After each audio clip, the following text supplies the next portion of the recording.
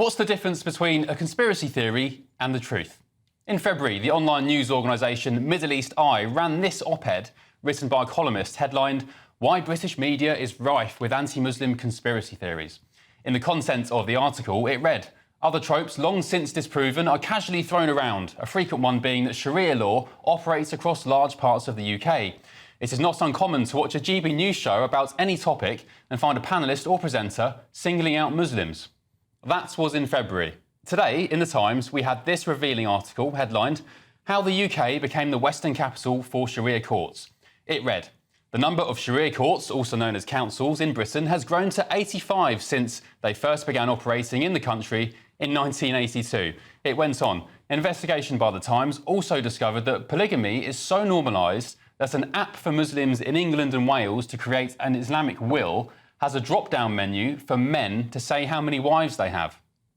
That's between 1 and 4 options there, by the way. The app, approved by a Sharia court, gives daughters half as much inheritance as sons. The article went on. About 100,000 Islamic marriages are believed to have been conducted in Britain, many of which are not officially registered with the civil authorities. One woman was distressed when an elder suggested she should enter into a religiously sanctioned pleasure marriage, which allows couples to have sex and then part.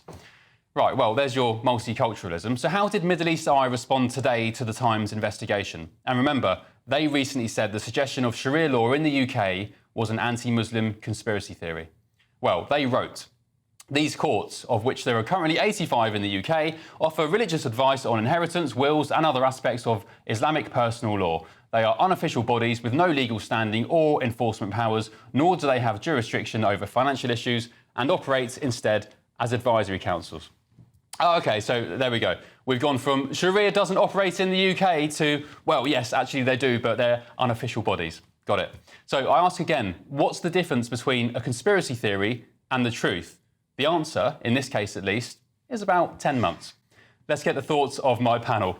Political consultant Suzanne Evans, the former Conservative peer, or current Conservative peer rather, Lord Bailey, and the former Labour Party advisor Matthew Larser. Sorry, Sean, stripping you of your... I'm the only former. Your peerage there. Matthew Larser, should Sharia courts be banned in the UK? Yes. Sean Bailey? Yes. Suzanne?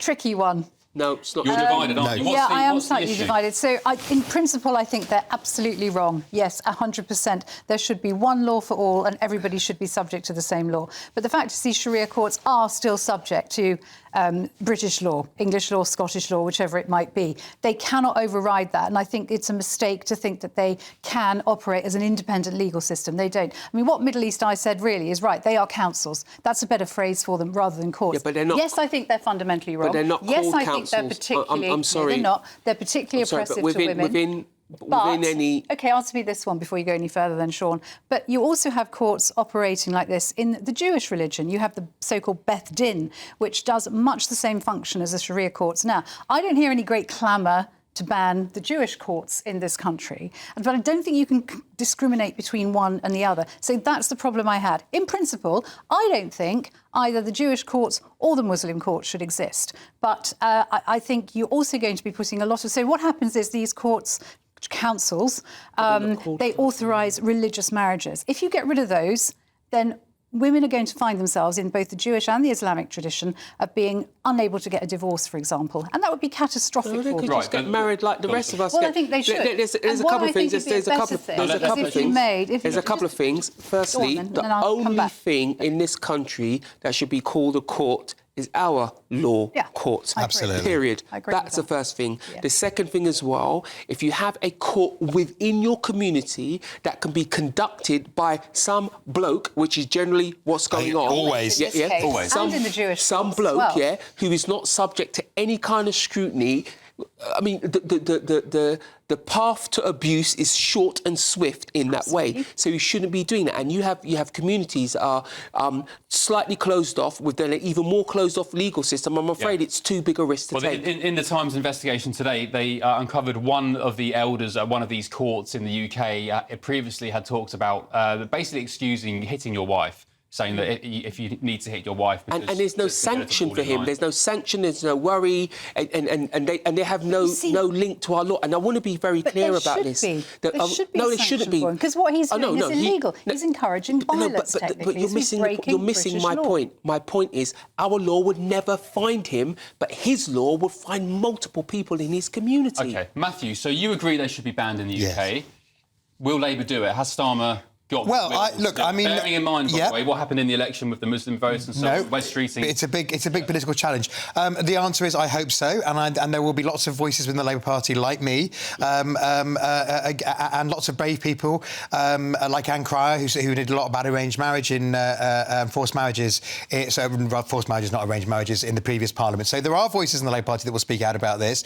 I mean, Suzanne, I can see your, I see your as an argument what you're saying. But I think the reality is, as we've seen today with this very good investigation by the Times, with these really heartbreaking stories of people who never get anywhere near the actual legal system because they're captured by Sharia law before then. And, everybody needs to be equal under the law, whatever your faith is. You make a good point, Matthew. And Baroness Cox, a few years ago, tried to make it clear, to get Sharia councils to make it clear that they were not courts, that they were only advisory, and to make it clear that also women's equal rights. But unfortunately, that didn't get past its... Which is why we need to be tougher on it. One of the things you change. learn in politics, when you work in government and you work in politics, like I have for a very long time, you learn very quickly that culture outperforms policy every time. Yeah. These courts will be hugely powerful in their own community. Whatever anybody says in Westminster. Can I ask then, Sean, and all of you actually, why, when there are so many countries in the world, Islamic countries, adopting Sharia law as their sole judiciary system,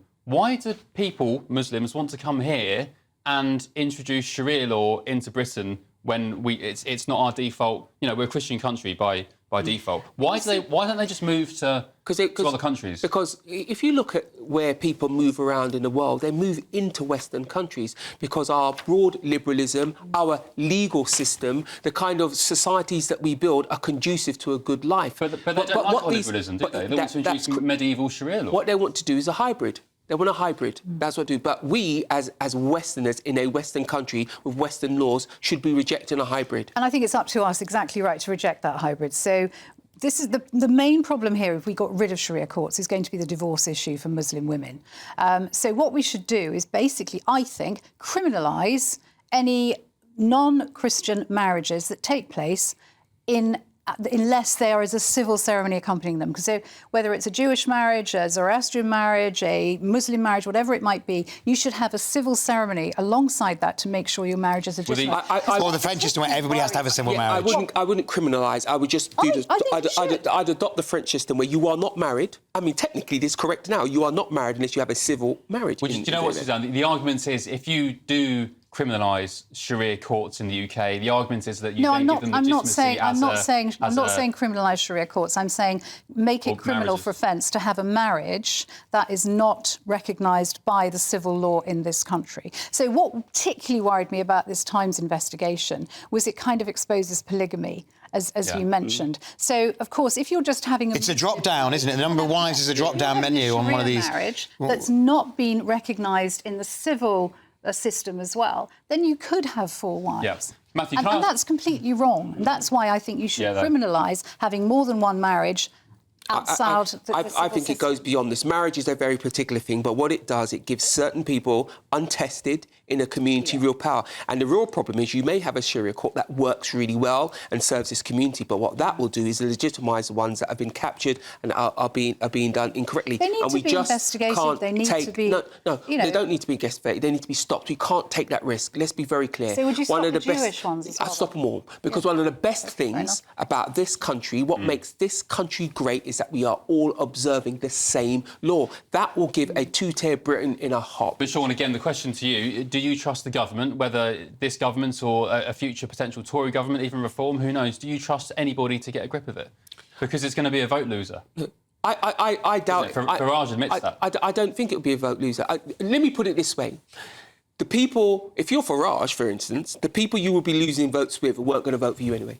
Yeah. But he has talked about, in a recent interview, which he got some... Look, but I think it's vital... He has talked about the fact they need to integrate the Muslim vote into their thinking. They do. But let's forget, we don't integrate the Muslim vote by abandoning our core beliefs. This isn't about, can you eat pork? And no, this isn't an anti-Muslim thing. This is saying, because, of course, the victims here, in the stories that we've read about today, we've heard about before, are obviously Muslim people, mostly Muslim women, and it's defending the rights of Muslim women isn't in any way anti-Muslim. It's pro the values that unite us all, which are. But Matthew, as I quoted in the introduction there, some people, especially Middle East Eye, the Muslim Council of Britain, they're coming after the likes of GB News for pointing these things out, saying there's no Sharia law in the UK. You're just peddling anti-Muslim conspiracy theories. As I said, 10 months on, it's revealed that, of course, there are Sharia courts in the UK. So what do you make of those people? It's not a genuine... No, I think, look, the left has to be very, very careful on this, because we saw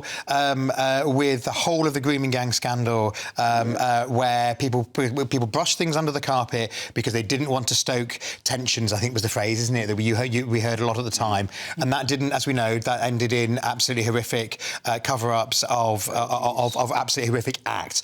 Now, I'm not comparing Sharia law directly to grooming gangs. What I'm saying is no issue should be swept under the carpet because people don't want to create community tensions. If things are happening, they need to be.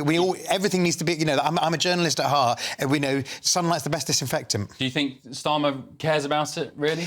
Yeah, I actually think Starmer does. Will care about it. I think that this investigation today is going to be a wake-up call. He has to care about it. He comes from a legal background. Let's be very clear. There's two things to say here. Firstly, this is the value of GB News. Yeah. It's looking at things that often the so-called mainstream media doesn't want to look at, doesn't want to accept, but really affect the lives of millions of Britons. That's the first thing. And I say to Starmer, this is not a political issue. This is a societal issue. You will get a broad set of views on this across all parts of the Commons, for instance. As a country, we should agree on this.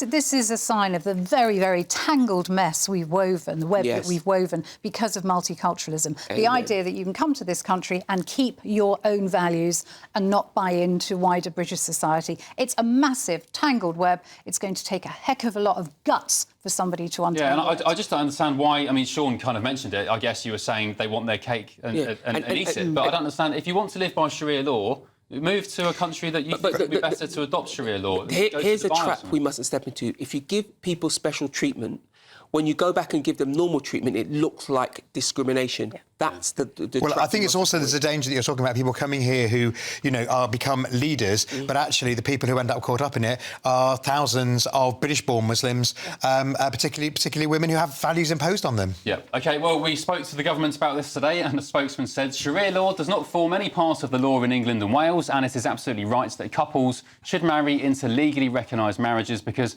that provides them with protection, security and support, which they should have in the United Kingdom. Our manifesto sets out that we will strengthen these rights for couples who live together but are not married.